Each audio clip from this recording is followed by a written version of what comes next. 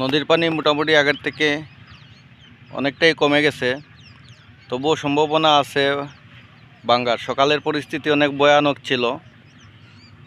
এখানে অনেকাংশ জায়গা পার ভেঙে গেছে। এখানে পারে আরও 4 হাত জায়গা মোটামুটি রয়ে গেছে। যদি আরও পানি বাড়ে আশঙ্কা আছে এদিকে ছেড়ে যাবে। এখানে অনেক মানুষ আছে। এখানে প্রায় 4000 মানুষের বাস এই গ্রামে। এই গ্রামের মানুষ অনেক আশঙ্কায় আছে। যদি এদিকে ছেড়ে যায় সব প্লাবিত হয়ে যাবে। অনেকটা নেমে গেছে। সকালকার পরিস্থিতি এখানে খুব ভয়ানক ছিল। যদি আরও বাড়ে বৃষ্টির পানি তাহলে এদিক দিয়ে ছাড়ার সম্ভাবনা অনেক বেশি।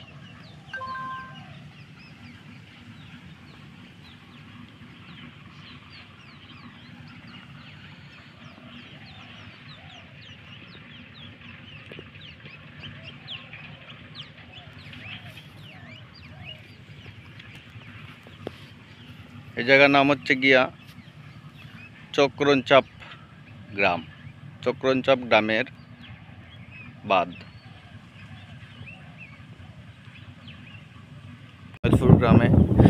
ইসমাইলপুর গ্রামে একটা মারাত্মক